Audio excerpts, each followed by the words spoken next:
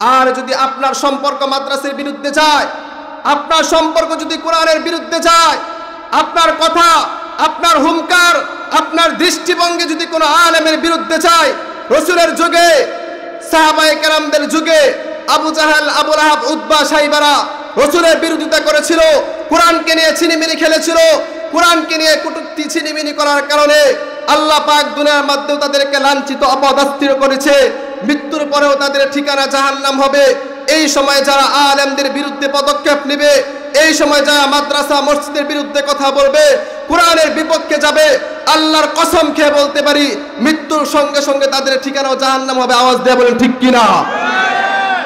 মুসলমান ভাইয়েরা আমার, মাদ্রাসার মধ্যে কোরআন শেখানো হয়, যে শিক্ষাকে বলা হয়েছে জাতির মেরুদণ্ড, এমন একটা শিক্ষা এই মাদ্রাসার মধ্যে শেখানো হয়, যে শিক্ষা সম্পর্কে বলা হয়েছে দুনিয়ার মধ্যে সর্বশ্রেষ্ঠ ব্যক্তি তারা কোরআন শিখে এবং কোরআন শিখায়।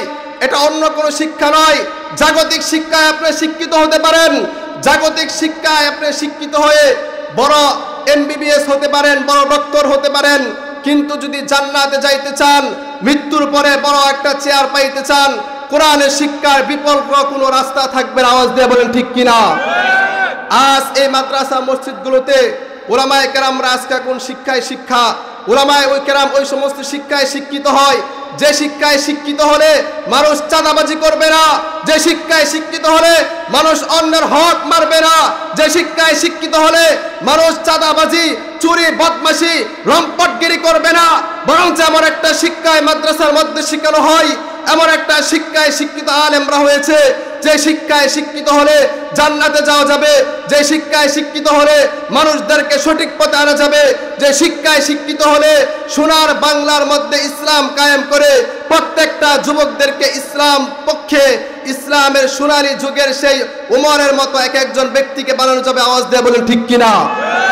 যারা আজকে আলেমদেরকে গালি দেয়, যারা আলেমদেরকে লুচ্চা বলে, যারা আলেমদেরকে বিভিন্ন কটুকথা বলে, যারা মসজিদ মাদ্রাসার বিরুদ্ধে বলতে চায়, সমাজের মধ্যে দেখবেন কিছু ব্যক্তি আছে, আমি তো অনেক জায়গার মধ্যে বলি এদের জন্মের মধ্যে সমস্যা আছে।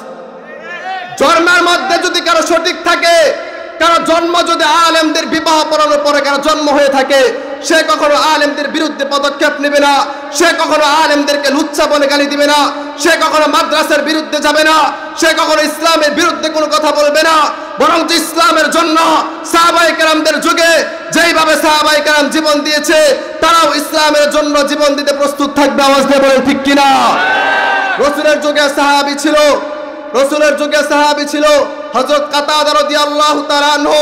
সহিহ বুখারীর কিতাবুল মাগাজির মধ্যে ঘটনা আসছে, তিনি বলেন রাসূল যুদ্ধের জন্য আহ্বান করতেছে, আমরা দাঁড়িয়ে গেলাম, আমরা দাঁড়িয়ে রাসূলকে সাহস দিয়েছি, আল্লাহর রাসূল লা নাকুল কামা ক্বালা কওম মূসা, আমরা মূসার উম্মতদের মতো বলবো না ইযহাব আনতা ওয়া রাব্বুকা, আপনি এবং আপনার আল্লাহ গিয়ে যুদ্ধ করেন, বলবো না, বরং আমরা এই কথাটাই আপনাকে বলবো, বাল নাকুলু, আমরা ততক্ষণ পর্যন্ত আপনার পক্ষে যুদ্ধ করব, আমরা বেঈমান মুশরিকদের বিরুদ্ধে ততক্ষণ যুদ্ধ করব যতক্ষণ পর্যন্ত গায়ের মধ্যে এক ফোঁটা রক্ত থাকবে, ইসলামের কোন দুশমন, ইসলামের কোন কাফের ইসলামের পক্ষে যুদ্ধ করে তাদেরকে বিজয় হইতে দিব না। নিজের জীবন দিতে প্রস্তুত থাকব, নিজের বাড়ি ছাড়তে হইলে নিজের বাড়ি ছাড়তে প্রস্তুত থাকব, নিজের মা বাবা ছাড়তে হইলে নিজের মা বাবা ছাড়তে প্রস্তুত থাকব, দুনিয়ার সব কিছু একদিকে লাথি মেরে ইসলামের জন্য জীবন দিতে প্রস্তুত থাকবো। আওয়াজ দিয়ে বলেন ঠিক কিনা? সময়ে সময়ে সময়ে সময়ে